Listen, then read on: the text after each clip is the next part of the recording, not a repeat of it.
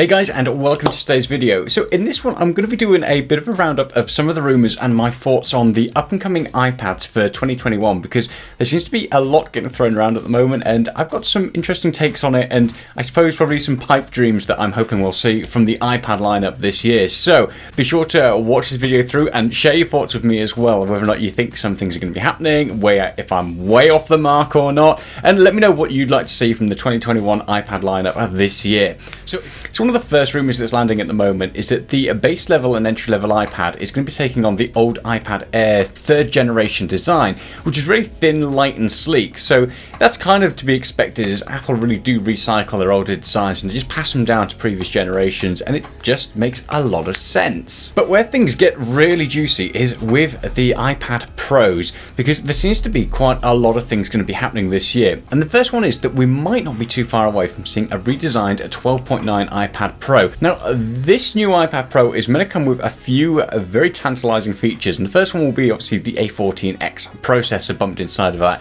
which will speed it up and give it some real horsepower behind it, which comes in very handy because there's been a few leaks saying that we might finally start to see some of the Pro tools come across to the iPad lineup. So what that ends up looking like, that's kind of anyone's guess, but I would imagine we'll be seeing things like Final Cut Pro finally on the iPad. We have the Magic Keyboards, we have mouse and cursor support, we have so many ways to be able to interact with these powerful tools that it would just make so much sense. Now, it's not just the processor, obviously, that's going to get a redesign. We'll probably be seeing bigger things than we saw in last year's update. And one of the things that's been getting thrown around for ages is that the 12.9 iPad Pro will be the first Apple device to bring in mini LED displays.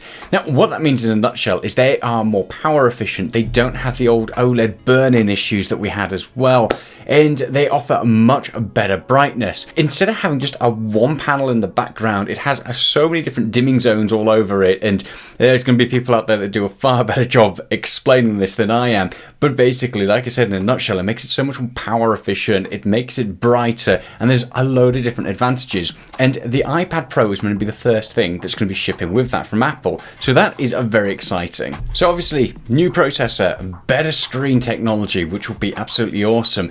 But there does seem to be one omission that keeps on slipping in pretty much all of the leaks that we're seeing all over the place, and that is any mention of the 11-inch iPad Pro. And this kind of brings me on to some of my tangent wanderings and dreams that I'd like from the iPad. Now, last year we got the redesigned iPad Air, which basically took on the exact same form factor as the iPad Pro 11-inch, although Apple did try to kind of cheapen it and make the Pro just that little bit more premium. Instead of having the 4 speakers, even though it had the 4 grills, it only has 2 speakers on it. It doesn't have Face ID, so they redesigned Touch ID to go into the power button on the iPad Air, and it has a 10.9-inch display rather than the 11-inch display. So there are a few differences there to make the 11-inch iPad Pro just seem a little bit more premium and desirable. But how long that can last for is anybody's guess, because so many people are going for the iPad Air now, and it just makes so much sense. Which then brings us on to the next thing. Are Apple going to kill the 11-inch iPad Pro? It hasn't really appeared in any of the rumours, and it seems to be that the 12.9 is taking all of the limelight at the moment in terms of what is coming next from the iPad Pro.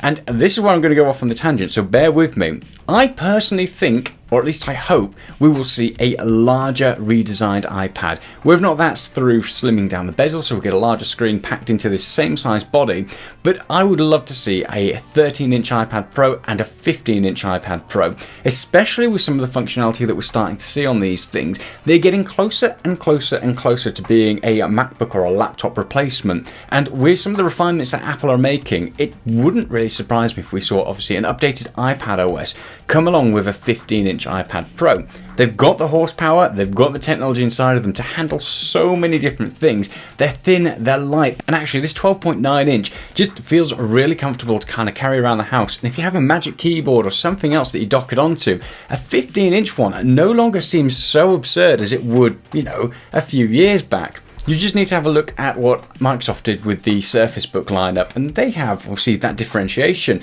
And if Apple are really putting so much effort into having this device, the iPad, as the future of computing, it makes sense. get rid of the 11-inch iPad Pro because the iPad Air pretty much takes that. Maybe the iPad Air this generation will inherit the ProMotion display, who knows? But it makes sense now to give that design exclusively to the Air and then give us some larger Pro iPads, so the 12.9 or a 13-inch, whatever they go with, and a 15-inch as well.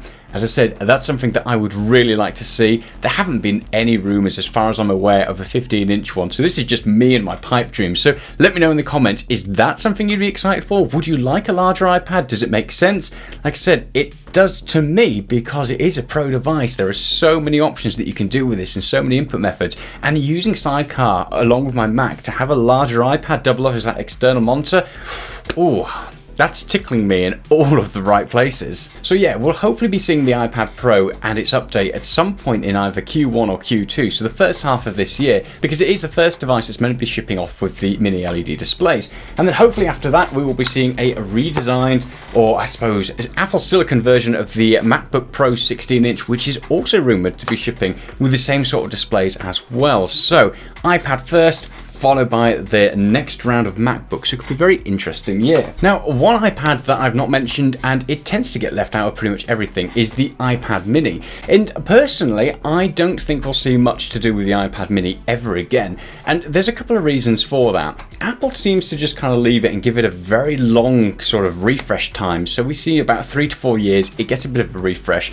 And the last iPad mini that shipped was basically exactly the same as the very first generation of iPad mini, just with updated internals and hardware. There's no redesign to it, nothing had really changed, and I don't think that's going to change anytime soon. One of the key reasons is because recently we saw that Apple have 2 types of foldable phone that are currently in testing that have passed the internal durability tests. And both of these foldable designs are meant to be very similar to what Samsung is shipping at the moment. So you'll have an iPhone that basically folds out into an iPad mini, and then an iPhone that basically just folds in half to be smaller and fit into your pocket a little bit easier.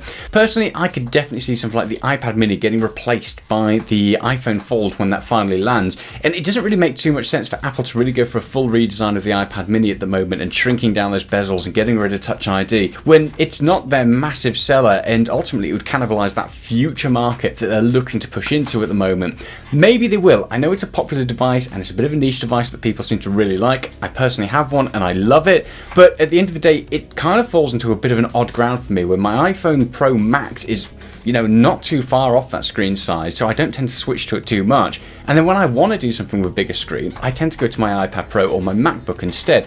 Having that kind of slammed into my iPhone so it was a foldable device, that to me would be much more appealing. So I guess we will just have to wait and see. The last rumour I want to talk about is that it seems to be getting thrown around quite a bit actually, that we might see some M1 type processor going into the next iPads. And personally I would absolutely love to see that happen, but I don't think it will do. I just think at the moment Apple are really going hard with the M1 processor and the Apple Silicon processor and everything going into the MacBooks, and it just makes sense for them to do that. If they can get that right and they can absolutely nail it, that means they're going to be bringing people over to the Mac lineup, and it just grows a different type of market.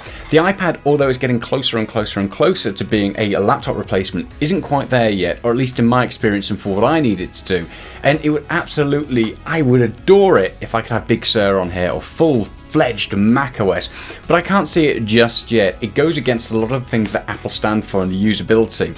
I think we're definitely moving closer to that, and we might be 2 to 3 years away from it, and in the future I reckon we might see it, but I don't think we're there yet. I don't think it's going to happen this year. So as though it's nice to think about an M1 processor going into one of these and shipping with Big Sur, I don't think we're there yet, and I think we've got a little while left to wait. But again, if you disagree with me, let me know in the comments, and, you know, let me know your thought process behind it. So yeah, potentially a lot happening with the iPads, but I do think design-wise, we're probably going to be sticking with the same sort of thing this year. It will just be the mini LEDs and newer processors going into these. It'll be very interesting to see what happens for that 11-inch iPad Pro, and whether or not it gets replaced by the Air instead, and if we do finally get to see a bigger 15-inch iPad Pro. Again, like I said, that's based on literally no rumours at all, but I would love it if that happens, and it makes so much sense at this stage. But maybe, again, they'll hold off until they're bringing Apple Silicon directly into these and Big Sur and macOS, and then we'll see a 13-inch and a 15-inch. Hopefully we don't have to wait that long, but we shall see. Very exciting year, and we have a loads of Apple talk coming up in the future as well. So be sure to hit the subscribe button so you can catch up with that. Let me know your thoughts as well. Is there anything that you'd like to see from Apple's 2021 lineup on the iPad? And what would you like to see from the next Macs that come out? I have a few thoughts on that, and I'll be sharing them in another video. So come along for that in the future. Hit like and subscribe, and we'll see you soon. Bye.